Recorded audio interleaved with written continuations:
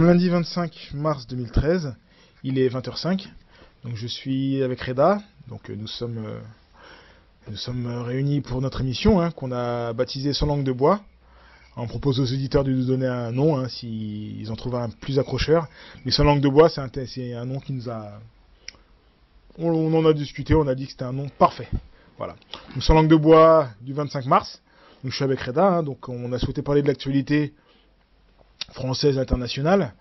Mais on s'est dit qu'au niveau français, Sarkozy on en parlait assez.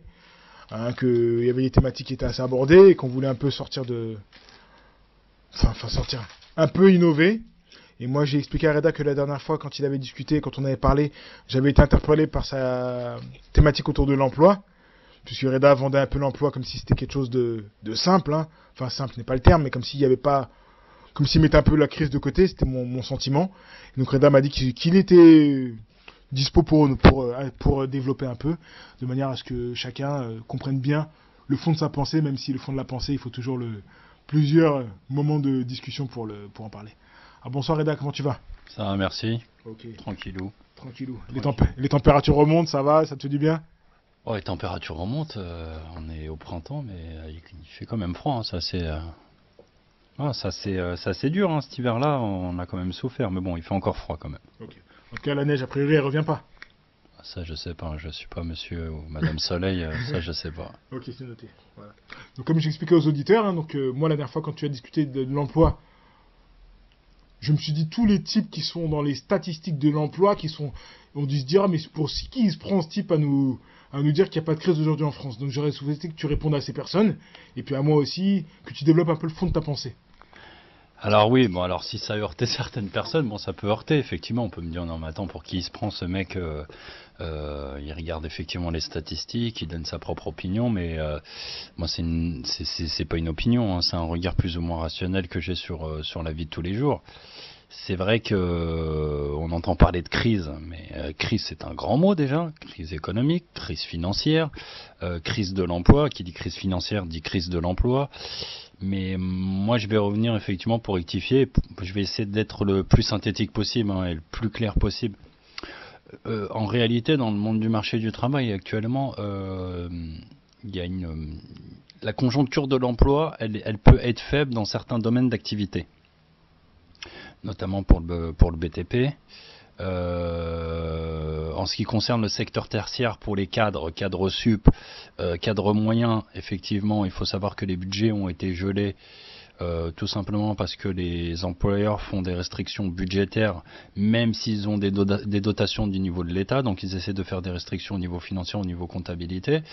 Mais il faut savoir qu'en réalité, par exemple, une entreprise moyenne de 1000 personnes qui se doit de recruter, par exemple, 200 personnes, va en recruter que 100. Tout simplement parce qu'elle souhaite effectivement faire des restrictions budgétaires. Parce que ces sociétés-là sont impactées par la crise économique et ils ont peur effectivement d'un 2010-2012 bis avec la crise financière effectivement de banque. Donc ils essayent de coffrer au maximum de finances et mettre de côté pour leur parachute doré personnel. Mais en réalité le budget y est parce que si tu t'aperçois dans le monde, on voit qu'effectivement il y a de plus en plus de millionnaires, de plus en plus de milliardaires, plus en plus de personnes qui font de l'argent à autre échelle, c'est-à-dire que plus il y a de pauvres, plus il y a de riches, de toute façon, ça c'est sûr. Mais ils font des restrictions au niveau budget. En réalité, les sociétés peuvent recruter des personnes et crier à tout va, effectivement, notre société recrute, mais ils font beaucoup de restrictions budgétaires, mais il n'y a pas encore de loi qui a été votée au niveau de l'État pour dire, bon voilà, maintenant vous instaurez effectivement, on vous donne telle dotation, il faut recruter tant de personnes. On leur dit, bon voilà, vous êtes favorable au recrutement, mais encore les dirigeants, ils ont encore le pouvoir de dire, bon voilà, on a de quoi recruter 100 personnes, mais on va recruter 50. Et ces 50 personnes, mais vont faire le boulot de 2 personnes. En réalité, ils peuvent recruter 100 personnes, ils ont le budget nécessaire. C'est pour ça que quand je te dis de crise, il n'y a pas réellement de crise. C'est le choix effectivement des dirigeants. Après, c'est une direction politique. C'est que voilà, il faut que les politiques mettent plus la pression sur les dirigeants. Et voilà, ça a double tranchant parce que les dirigeants sont dans un confort total parce que voilà, là la politique de François Hollande a un peu peur, entre guillemets, de forcer en fin de compte les dirigeants, de peur qu'ils s'installent à l'étranger, parce qu'il n'y a vraiment pas de loi qui est votée en disant voilà, telle société doit rester en France, vous n'avez pas le droit d'être délocalisé. Et c'est ce qui se passe, actuellement. Il n'y a aucune loi actuellement qui te dit bon voilà, t'as pas le droit d'aller à l'étranger. Un employeur peut aller à l'étranger et se mettre ses 500 employés restants à l'étranger, puis leur siège est à Paris, il n'y a que 3 têtes pensantes à Paris. Ça, il n'y a pas encore de loi qui a été votée. Donc voilà mon explication. En réalité, il y a des budgets de l'État qui sont donnés aux employeurs. Ils ont toujours, parce que des sociétés marchent. Tu vois le cas de Orange, SFR, Bouygues Télécom, Free, il y a plus en plus de consommateurs. On parle de crise, il y a plus en plus de consommateurs. Il y a plus en plus de bénéfices au niveau des sociétés. Qui dit bénéfice dit certainement le budget peut être octroyé pour l'emploi, pour favoriser l'emploi. Donc voilà, il y a toujours la crise. Tu vois, je sais pas, tu vas au Auchan par exemple. Est-ce que tu vois moins de queues dans les caisses? Non. Tu vois que Auchan a fait une baisse au niveau de ses bénéfices annuels? Non. On a vu le cas de la grande distribution, ça a monté de 1,7 par rapport à l'année dernière. Il faut arrêter de parler de crise. Les gens, il faut qu'ils soient un peu plus lucides. La crise, tu le vois par exemple sur la consommation des Français. C'est pas vrai, la consommation des Français n'a pas baissé. C'est ce qu'on te fait croire. T'as qu'à voir, moi je vois de plus en plus de magasins ouvrir. Les centres commerciaux, ils n'arrêtent pas d'accroître. Qui dit centre commercial, les gens ils ont fait des études de chalandise, donc il y a du potentiel pour que les gens puissent dépenser de l'argent. Donc il faut arrêter de croire, effectivement, oui, c'est des personnes effectivement qui cherchent un emploi depuis un certain temps et qui ont du mal.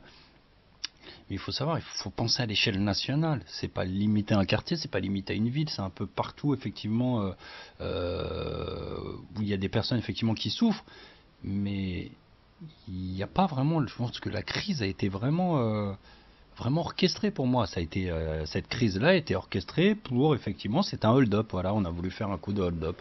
Et les gens y ont cru, malheureusement. D'accord. Les gens y ont cru. Donc tu sais que moi j'adore toutes les théories du complot. Hein. J'adore entendre les versions de Kennedy des années après. Hein. Donc Sarkozy, Bettencourt, on ne sait pas c'est quoi l'histoire. Tu sais, des histoires des colonies africaines, etc. Des gens. Mais quand tu parles là, est-ce que ça veut dire qu'en fait, si aujourd'hui les gens n'ont pas de taf en France, selon toi, c'est que c'est voulu? Parce que moi, personnellement, à mon échelle, quartier et autres, là, je deviens spécialiste en CV et ça m'inquiète. Parce que je vois des copains, moi, qui ont la quarantaine, qui trouvent pas de taf, qui trouvent que des missions d'intérim et qui ont des mômes, et qui veulent tous bosser dans l'administration, ou qui veulent une place en CDI quelque part. Et moi, ça me fait pas rigoler. Donc quand tu me parles comme ça, quand tu me dis qu'il y a du boulot, je me dis, Reda, il connaît Hollande perso, il connaît Sarkozy perso. Parce que c'est moi, quand je vois les gens qui sont dans la merde, je dis purée, mais non, c'est. Enfin, ils sont dans la merde, mais ils ont toujours des belles voitures. Il y en a qui trouvent toujours le moyen de s'acheter des voitures. Pourquoi? Parce qu'ils n'ont pas de caractère et ils ont besoin d'avoir une voiture pour se montrer.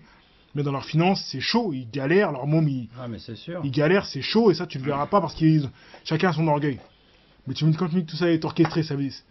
C'est-à-dire quoi? C'est voulu, la théorie du complot, c'est pas des conneries? Mais la théorie du complot, je veux dire, ça c'est propre à notre pays. De toute façon, on a eu la théorie du complot depuis les guerres qu'il y a eu. Je veux dire, on est spécialiste en la matière. Je ne vais pas dire que nous avons inventé la thèse du complot, mais il faut savoir que la manipulation politique, elle existe. Tu me parlais effectivement que tu as des potes effectivement qui sont diplômés. Non, c'est des potes à toi aussi, ils galèrent. Oui, des potes et qui cherchent des places dans l'administration. Mais pourquoi il n'y a plus de place dans l'administration? Ça, c'est un fait. Il n'y a plus de place effectivement dans l'administration. Je parlais plus de l'emploi privé. Oui. Il n'y a plus de place dans l'administration parce que voilà, le budget était gelé. C'est pas pour cause qu'il n'y a pas de budget. C'est que l'autre budget, il est parti ailleurs. Est-ce qu'on va parler, est-ce que là, la politique actuelle va parler effectivement des guerres, combien ils ont coûté, la guerre en Afghanistan, combien elle a coûté aux contribuables français? Est-ce qu'ils en parlent? Des milliards ça a coûté. Ça a coûté des milliards à Afghanistan. Pourquoi? On ne sait pas. Qu'est-ce qui s'est passé? Donc ils ont voulu faire les beaux valeurs. Il y a eu l'armement, le budget de l'armement, il a doublé ces dernières années. Le ministère de la Défense, c'est-à-dire que normalement ils disent que c'est censé être le budget du ministère de l'Éducation nationale qui doit être le plus important. Mais là on n'en voit pas la couleur. Ils parlent pas effectivement des budgets de l'armement qui est énorme, et ça le contribuable français l'a bien senti ça. Mais ça on n'en parle pas assez, et ça c'est transparent pour la population. Les personnes ne le voient pas. Pourquoi? Parce qu'ils ne le véhiculent pas dans les médias. C'est énorme. Le coût d'un militaire français, c'est l'équivalent en fin de compte du coût d'un salarié de 10 salariés français. Et j'entends par mois. C'est-à-dire que 10 salariés français vont certainement payer effectivement un militaire en Afghanistan. Est-ce que tu trouves ça normal? Oh, tu sais que les questions d'armée, c'est plus compliqué que ça, cher ami. Tu sais que... Bon, pourquoi on est de grosses armées? Enfin, je sais pas s'il va y avoir la guerre aujourd'hui encore dans nos pays, mais avoir une forte armée, c'était pour défendre son pays, la souveraineté nationale, etc. C'était dans ce sens-là. Mais défendre qui? L'Afghanistan a posé des problèmes à la France? Bah, les talibans, etc., c'était chaud, non? Et les mecs qui... Pour qui? Pour la France? Bah, Alors on confond effectivement une minorité d'Al-Qaïda qui ont essayé de terroriser George Bush, qui ont essayé de terroriser les États-Unis, mais Bon, en tout moi cas, je vois pas. En tout cas, c'est des sujets de fond. Tu sais que Ouais, c'est des sujets de fond, mais je veux dire, s'ils ont envie vraiment d'attaquer à la source, effectivement, ces terroristes-là, ils savaient où les attaquer. Pas besoin de ramener une troupe d'armée. Je veux dire, et faire payer le contribuable français. C'est énorme le budget de l'armement. Et puis, je te parle pas que de l'Afghanistan.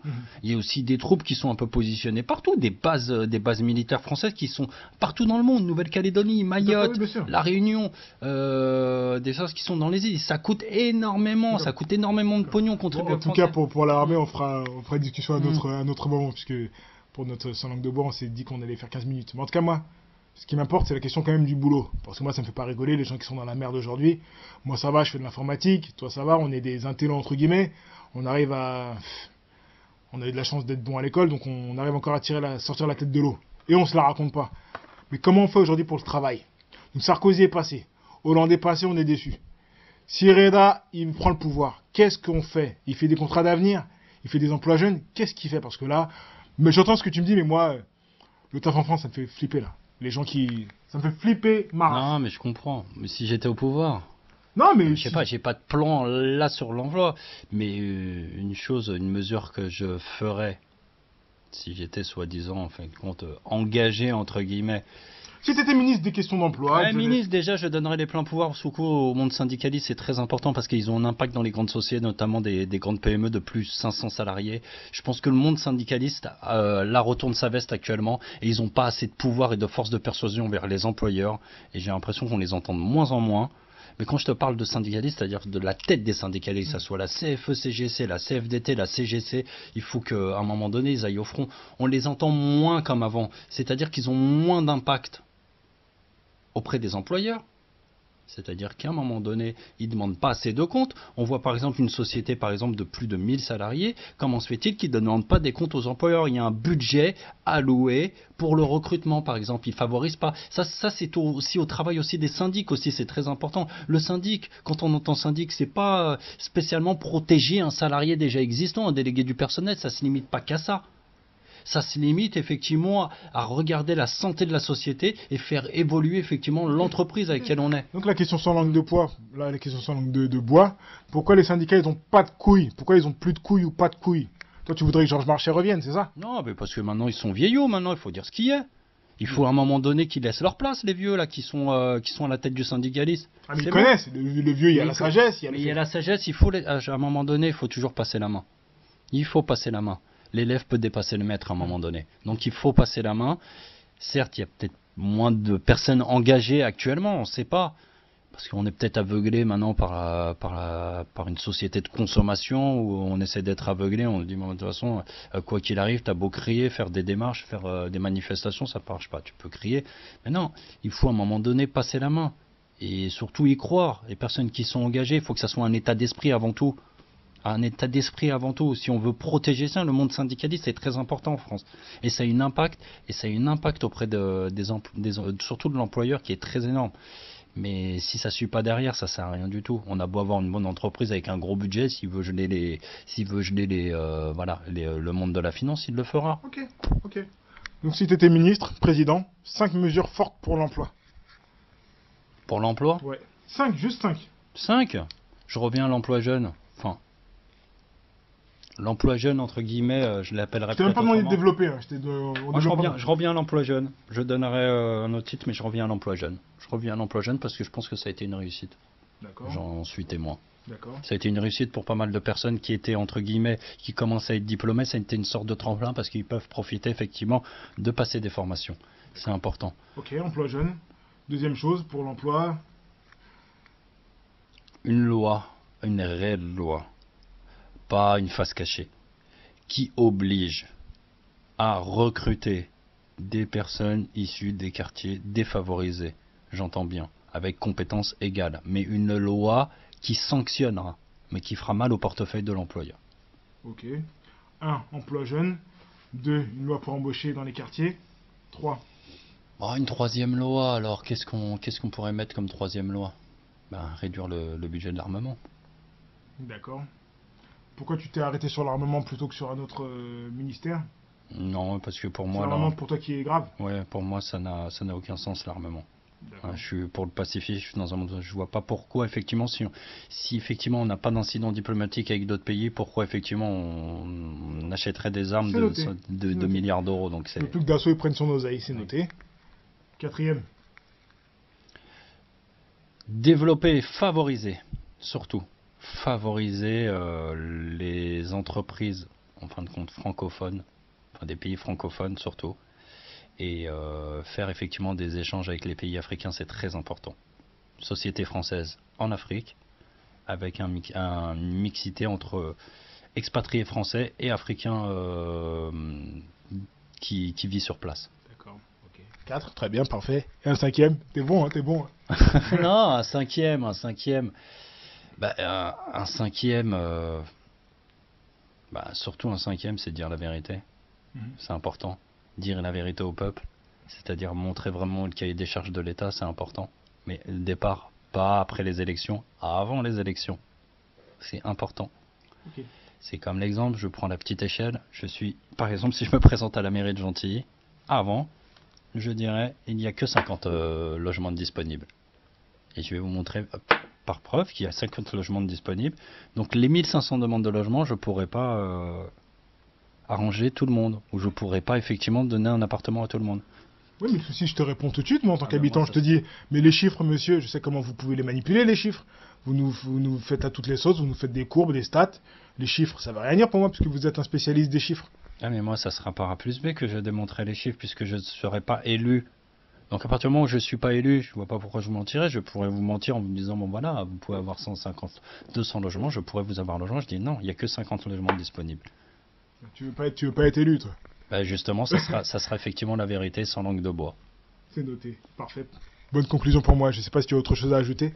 Non, rien de spécial pour l'instant. Bon, on attendra le volet 2 peut-être de sans langue de bois. C'est noté. Mais j'aimerais une suggestion, c'est que voilà, pour la prochaine émission par exemple, j'aimerais en débattre avec plusieurs invités en même temps. Et des invités peut-être qui sont pas d'accord avec moi, j'aimerais un peu faire avoir une controverse avec quelqu'un qui est peut-être pas de mon idée, puis qu'on puisse débattre avec un bon journaliste comme toi, donc tu arriveras à faire la part des choses. Mais tu sais que c'est pas évident comme ça de parler comme ça au micro. Toi, tu es à l'aise maintenant, mais tu sais qu'il y a des gens qui se disent. C'est comme quand on a dit à une époque aux footballeurs de pas se mêler de politique. Moi, j'étais absolument pas d'accord. Mais tu sais qu'il y a des gens qui se disent que la politique, beaucoup, c'est au-dessus. Ils aiment bien tacler Sarkozy, tacler Hollande. Ils se disent c'est pas pour moi. Ah non, mais bien sûr, mais moi mon souhait c'est de débattre avec un homme politique actuellement. D'accord. Si, mais moi je peux t'organiser ça. Ouais. Dis-moi qui tu veux, moi je peux t'organiser ça. Ah non, mais moi je suis ouvert, je suis prêt à discuter avec n'importe quel homme politique, n'importe quelle femme du milieu, ça c'est... D'accord, ça on va en discuter, tu vas me dire qui tu veux, et puis comme moi j'ai mon réseau, je vais te ramener la personne que tu veux. Non, je rigole même pas, tu vas me dire qui tu veux, on va organiser ça. C'est pas un clash, hein, mais c'est... Non, mais moi je suis pas dans la confrontation. Ouais, bien sûr, non, quand on peut débattre sur des idées, et puis voir effectivement si on peut... Non, tu sais, c'est comme quand on parle de politique, moi j'aime pas casser du sucre, quand tu parles de l'armée, enfin, c'est pas le terme, mais je sais que c'est des questions complexes, tu vois, et j'aime bien, oui, si demain tu me dis de discuter avec Marine Le Pen, j'irai la voir pour discuter. Bien sûr. Mais je sais qu'il y a des sujets de fond, moi le racisme ambiant, alors c'est pas le terme, mais quand... Le racisme, ça me plaît pas, donc j'aurais du mal à discuter avec quelqu'un de... C'est comme si tu venais de parler avec Hitler demain, c'est pas la même échelle, mais ce serait compliqué pour moi. Oui, bien sûr. Voilà. Mais s'il faut le faire pour qu'on se comprenne, on est en 2013, s'il faut qu'on parle avec des... il faut... on est obligé, hein. Faut dialoguer, c'est dans ce sens-là. Mais ok, on va faire appel au carnet, tu vas me dire qui tu veux, et puis... Mais t'es prêt, là, il faudra qu'on se déplace dans Paris. Hein. Ah, mais moi je me déplace, hein. Ce n'est pas un problème pour moi. Ok. Moi je suis prêt à débattre avec n'importe qui. Ok, c'est noté. Très bien, 19 minutes 30. C'est parfait. Reda, je te dis bonne soirée. Merci à toi aussi, bonne soirée. Bye. Ciao.